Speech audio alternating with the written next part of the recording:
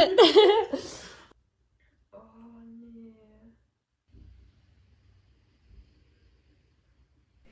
That is okay. That is alright. I will find a solution.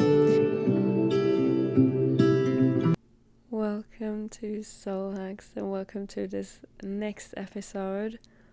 We will start completely different because that's where Georgia just sat half an hour ago. Re-recorded such a nice episode. The audio is gone. I don't know what happened. I saved it. After I stopped the recording, I got a notification that my storage is full, and I tried for half an hour to find the audio, but I think it's gone. But that's okay. Experience me now how I handle situations like this. That's what I mean with like the only thing that keeps me going is like my positivity. Even that is so fucking frustrating. Oh god. I'm pretty sure everyone who started a podcast, it happened to every single one at least once. And now it happened to me in the first week, in the week I'm hustling, and in the week I'm sick. But that is okay. It is okay. I can't change it. It is completely fine.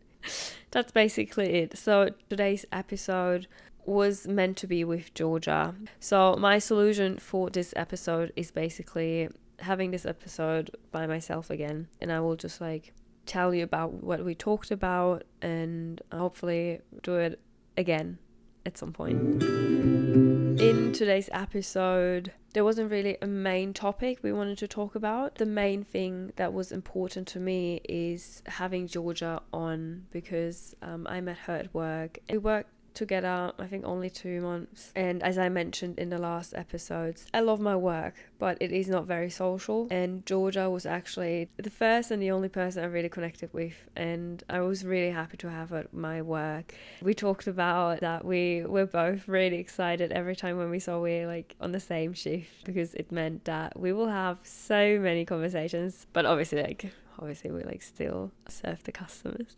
I love the conversations we had, and I love her perception on life. Every time at work it was just nice to exchange, talk about things, what is going on in Whistler and how we feel and everything. So even though we talked about Whistler basically every episode, I think it is a place that lets people face the problems we have with building connections or how we feel in general. So I think that's one great thing about Whistler. It's a great topic to talk about because it's so easy to observe and it's so easy to find topics. Talking about driving into Vancouver, obviously there's like always traffic in the city, so we had to wait. Even though I was driving, I had enough time to like look up in the sky, and I love looking up the sky. That's like my way of taking a break and giving you the time to be and being present. And how I recognized how different the sky looks in Vancouver compared to Whistler. When I was in Australia, I looked up in the sky and it felt so right. That's how I perceived it. That's the sky I want to look at if I need a break and if I need to be present. The color was such a different one. It looked so, and even the clouds, it grounded me so much. But here in Canada, I don't feel the same. Looking up in the sky always has the same outcome for me to like be in the present. While I was driving into Vancouver, I thought about where I felt the most comfortable and happy, and it was Fremantle, and that's exactly where Georgia not is from, but where she spent the past 3 years living, where she also met her friend Shay. The two of them, oh, they're such gems, honestly. That's such a honest and genuine connection and community of like supporting each other and supporting women as well. Fremantle is a suburb of Perth, Western Australia. Georgia said is like the community is so much more genuine and honest and deep, and I think that's exactly one reason why we bonded so well at work. When I was back in Perth or like in Fremantle at this time, it didn't felt that way. Sometimes it did, but I had a rough time in Perth and Fremantle and I was a bit struggling. But all in all, even that I couldn't see it in this moment, being there, looking back, I don't have like the struggling and the problems in mind. The most present memory of Fremantle is the way I felt in the state of being. That's, I think, also one thing why I see myself more in Australia than somewhere else in the world. To be fair, like, I want to see Europe as well. That's what we mentioned, as traveling lets you appreciate so much more and lets you see your own country in such a different light. I'm from Germany and I will always be from Germany. There's no other identity I have than being German, even that I chose to start this podcast in English, and even that now it's like part of my personality and identity speaking English most of the time. I will always be German. Traveling and being overseas let me see Germany in such a different way. I know it's not my place to be just because of the way I perceive life. And when I left for Australia, I completely forgot basically about Europe. I was like, okay, I'm going to Australia, to the other side of the world. Now that I'm here, I thought, okay, I want to experience and see Europe because I know I will experience and see it in such a different way. It is so important to travel because you gain so many experiences, and the more you experience and the more you feel, the more you know where you want to be in life and how you want to live your life. All the people you meet during your travels, every single conversation, maybe I'm romanticizing that at the moment, but not every single conversation. Every conversation you have can enrich you in so many ways and can change your point of view or your perspective. As I mentioned, that's like the most important thing for me about traveling, the people you meet and the exchanges you have and the conversations. It opens up your horizon so much more, and it lets you understand people way easier and way more, and you learn to accept more things. I'm very happy the way I am, and I wouldn't change a thing. I'm very happy that I'm not judging, and I accept everything and everyone as they are and as it is. I don't interpret in anything. See, when you're younger, you're more insecure and you think about what other people will think about you. Yeah, you don't want to come across that way or this way. Everyone perceives things differently, and if you want to do it right, you can't please everyone. The most important thing is to stay true to yourself and be who you are. If your heart and your soul is pure, then you don't feel the need to explain yourself at all, even if people misunderstand things. Of course, if there's a misunderstanding, you solve it and you talk about it and it's done. But you don't feel insecure of how you behave. Of course, you reflect, but you don't take it too close to actually change yourself. You just open up your perception of different perceptions. And we also talked about how it is being here, being experiencing proper winter. Winter depression is a thing, and how affected we were. It didn't have that much of an impact on both of us, but obviously as soon as there's a good day and the sun is shining, such a big influence on how you feel. And that's how I perceived it. You actually feel alive again with the sunlight. Other than that, if you have normal days with clouds in the sky, it's just a constant state of not even being. You live your routine and you're locked in your routine. Yeah, it also depends where you work. Where we were working, we were really happy. We have big windows, much sunlight is coming in. Sometimes I still have those moments standing at work and thinking about, how lucky I am that I work here. Where Georgia works at the moment, there are no windows, so you don't have a sense of time. Same with her place where she's staying. She doesn't have a window, which also obviously affects your whole presence and the way you feel. And what I just recognized recently, that I kept myself busy all the time. I found always something to do. I was really productive. I did my tax, I did my driver license, I did my MSP, my health insurance, everything. I found books to read. I found this project now. I was always busy with creating my videos, which I really love. I really love it, but it's also so time consuming, which is a good thing because it keeps me busy.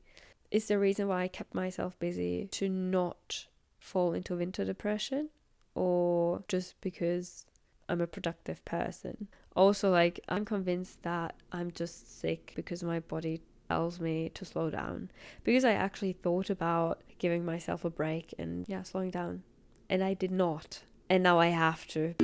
Also talked about how we thought it is going to be here in Canada. I think Georgia knew that she's coming to Whistler because she had already friends here, but I didn't know that I'm going to go to Whistler. And I actually only thought how it will be when I applied for the visa. After that, I actually didn't spend any thought on how it will be, because there was no point for me thinking about how it will be, because I knew already I will go, and there's no question of not going, as I'm open and happy to try new things, and I will figure it out if it's something for me or not. I'm happy to admit that I'm not 100% happy here, not at all. Even that I'm not happy here, I still have the motivation and positivity to make it work, because why should I not? Every place and every person deserves a chance, even if you have a rough start. Current situation, I don't see myself in Canada. I know that I will stay in Canada for the next 2 years because of the circumstances, but I see myself more in Australia, and that's why I don't want to get stuck here. In Australia and New Zealand, I met so many people, not so many, you meet loads of people in general, but I met a few people who've been to Canada before, and they told me that Canada is more a place where you find your base, and then you do your road trips and you explore the country. That's what I was longing, to have a base, to have a home. As much as I enjoyed living the freedom and the independence, especially I think doing it alone takes a lot of energy. So I got here and I knew, okay, now I can actually settle for once. And even that I somehow wanted to, now at the same time I don't. Even that I'm really happy and content with myself and being by myself. I'm happy to get to know people. I'm happy to meet people. But at the same time, I don't want to get stuck because of a person. Because I know I could. Because I know how much love I have within me. I know how much love I can give. But I also know I would never lose myself. But like, I'm so used to relying on myself and being my own person and being a whole, that I think it can and maybe will be challenging to rewire. I know that I won't lose my independence and like the way I am, because I think, especially for the reason that I've spent so much time alone, it is such a big part of my personality. But I think being in a relationship or finding someone would be different. It would definitely be different, but I think it would be different for both of us. There's not one, but I actually questioned if I could be in a relationship. I know I could, and I know I want to, but I don't need it right now. I don't have to. I'm happy by myself. But yeah, that was one thing we mentioned as well. Wanting to settle, but also being scared. One important thing as well was doing things alone. I'm a big supporter of doing things alone. Don't wait for others, just do it. I'm a really, really big supporter of this, because that's how I lived my life in the past few years. What Whistler showed me is that I'm so done with it. I'm so over it. Because we spoke about our plans, and my plan was to travel through Canada. I'm actually not sure if traveling Canada and traveling alone again will give me much. At the beginning, it gives you so much and you grow heaps, but that's like how I experienced it in New Zealand. I could recognize that I perceive things so differently. It is nothing special anymore, because you're so used to doing it alone and you want to share it with someone, because if you can share it with someone, you can build up so much more excitement and you can keep this memory so much more alive than doing it by yourself. And I think the longer you do it, the more it loses its spark. And I think you have to rediscover and reconnect with the state of being alone. And I think the way you do it is with having people around you and experience things with people for a certain amount of time, and so you can go back to the excitement of being alone. But that never happened in my case. Even if that sounds negative, please, if you want to do things and you can't find anyone, please do it by yourself. It will let you grow so much. Don't get me wrong, I've done it so much and so intensely, and I would never change it. And we also spoke about how summer will be in Whistler, because that's what everyone is talking about. Stay for summer. We are both really convinced that it will be good. The last topic I want to mention before I will cut off the episode. We talked about how it is having short hair, because Georgia busts off her hair once, and my respect that she did it. How Georgia experienced and perceived it was that it was really empowering. She felt really feminine. I feel similar, but I completely underestimated how I packed for Canada. I'm not gonna lie, because I was so used to pack the way I pack for Australia, obviously with like the difference in the climate, but you pack so practical and so functional. See, I came into winter having short hair and only having functional and practical clothes. I felt like a boy, honestly. Like sometimes, especially like being surrounded by so many pretty people and beautiful people, having short hair has such an influence on how you feel, because like obviously you have the beauty standards, what is pretty and what is not. I haven't worn nail polish, for example, in ages. I just bought nail polish here. I just bought red lipstick here. I felt so much more like myself because I could dress up as I used to at home, because like it's so much easier to dress up because you don't have hair. With my length now, I have to find a new hairstyle every single week or every 2 weeks, and some weeks are better, some weeks are worse. It comes and goes in waves, and sometimes you look in the mirror and you think, oh my god, slay. And then you have some phases where you're like, oh, I just want to hide my hair. I don't want to be seen. And especially like it was so much easier with like long hair, going outside without makeup or like a messy bun, but still feeling like a girl. Whether it's so different having short hair, because you have to put so much more effort in how you look. And even that I sometimes do, sometimes I don't, because I don't care and I don't want to put makeup on this day. I actually am used to it now, but at the beginning it was definitely a change and a different thing. But like I don't regret having cut my hair. I'm so grateful because it lets you connect to yourself in such a different way, in such a more feminine and deeper way. I actually get so much more compliments. Always nice if people say, oh, this haircut suits you so well. I'm like, oh, thank you. Now we can like jump to the next topic we spoke about, which were compliments. Georgia just got her hair done recently, and it suits her so well. When I was younger, I always thought I like this girl's dress, or I like this guy's shoes, or whatever.